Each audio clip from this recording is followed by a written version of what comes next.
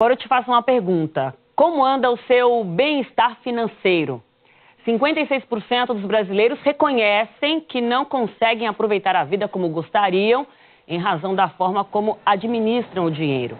Priscila Asbeck está aqui para contar de uma pesquisa, que isso foi revelado numa pesquisa, um levantamento da Confederação Nacional dos Dirigentes Lojistas e do Serviço de Proteção ao Crédito. Pri, é muito fácil a gente se identificar com essa pesquisa, né? É isso, a gente às vezes dá um passo maior que a perna, compra às vezes algo que o dinheiro não consegue bancar naquela época, aí se endivida, fica preocupado, será que eu vou pagar, será que vai dar tempo, o que eu faço? Tudo isso gera estresse na gente, né? Conta melhor, como é que anda a nossa saúde financeira na média?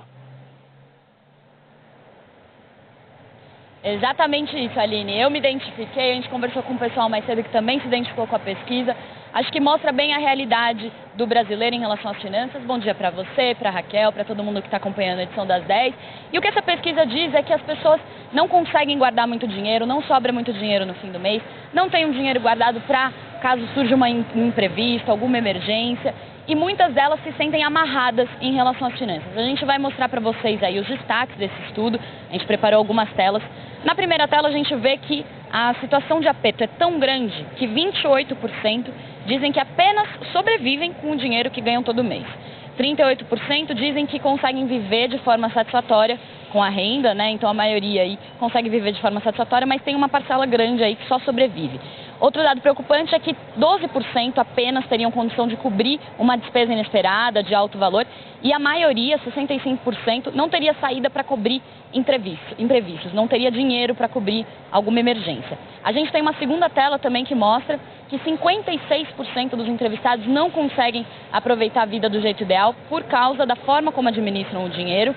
34% tem a sensação de que a vida é controlada pelas finanças e 6 em cada 10 entrevistados, ou 62% deles, nunca ou raramente vem o dinheiro sobrar no fim do mês. E mais cedo a gente foi para o parque conversar com o pessoal, a gente viu que tem bastante gente disciplinada, que acorda super cedo para fazer esporte, a gente foi perguntar se a disciplina é igual também quando o assunto é dinheiro. Vamos ouvir. Até o primeiro semestre eu estava conseguindo fazer o dinheiro sobrar no final do mês e também estava conseguindo guardar dinheiro. Quando eu começo a ver que está gastando demais, eu já falo, calma, vamos dar uma segurada. Tem uma coisa que desequilibra o teu orçamento?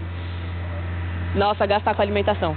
Nossa, porque tem horas que bate aquela ansiedade, dá pra falar, eu já tô a fim de comer alguma coisa que não faz parte da minha rotina. Assim que cai o dinheiro, eu já separo o que eu posso usar e dentro daquilo eu me viro. Eu sei quanto dinheiro que eu recebo, eu sei o quanto dinheiro que está indo embora, eu tenho um controle sobre isso.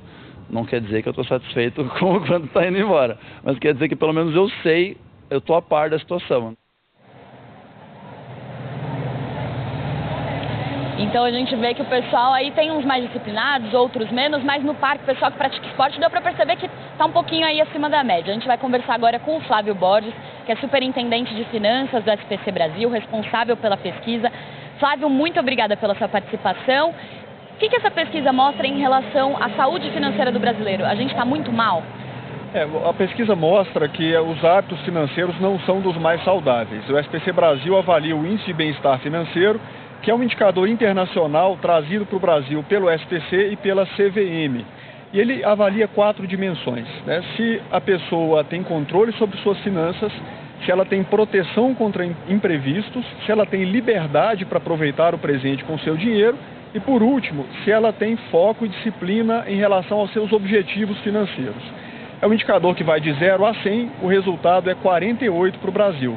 E nós vemos um resultado ligeiramente inferior para as mulheres, para os jovens e para as pessoas das classes C, D e E, que naturalmente, devido às restrições de renda, têm mais dificuldade para lidar com as finanças. Você falou também que nos Estados Unidos o indicador é um pouco... Nos Estados Unidos esse índice está em 55 pontos. Né? No Brasil a gente tem desafios muito importantes. A crise, o desemprego, a falta de renda, o aperto financeiro, que é uma conjuntura mesmo, mas tem uma questão mais profunda, que é de ordem comportamental, são os hábitos, é a cultura de gastar antes de poupar, de lidar com o dinheiro de uma maneira muito imediatista e que não protege o cidadão para chegar ao futuro numa situação mais confortável. É uma questão cultural? É uma questão cultural, sem dúvida, porque ela envolve as verdades que as pessoas têm. né, que elas levam consigo ao longo de décadas. No Brasil tem uma questão histórica, né, de hiperinflação, e na época da hiperinflação as pessoas gastavam tudo que ganhavam justamente para não ver o dinheiro perder valor. Então quem cresceu nessa época ou quem educou os filhos após passar por essas experiências tendeu a carregar esses maus hábitos financeiros mesmo depois da estabilização econômica.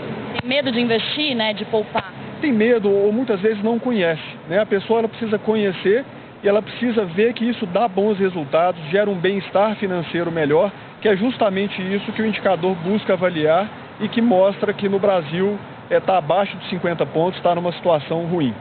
Flávio, ter um objetivo pode ajudar aí nessa tarefa de conseguir se organizar melhor? Sem dúvida, porque com o objetivo a pessoa se mobiliza. Então, se ela tem um objetivo, seja aposentar, dar educação melhor para o filho, trocar o carro, reformar a casa, qualquer coisa que seja, ela tem algo que mexe ali com a sua energia, com a sua disposição em fazer alguma coisa para mudar a sua situação. Então, é fundamental. Certo. Muito obrigada, Flávio, pela sua participação.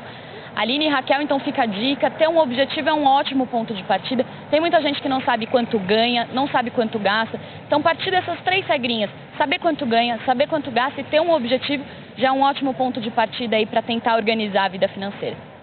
Importante, principalmente nesse momento em que não está fácil para ninguém, né, Priscila, organizar direitinho para não gastar além do necessário, é uma ótima dica. Muito obrigada. E a sua saúde financeira, assinante, como anda? Mande para a gente.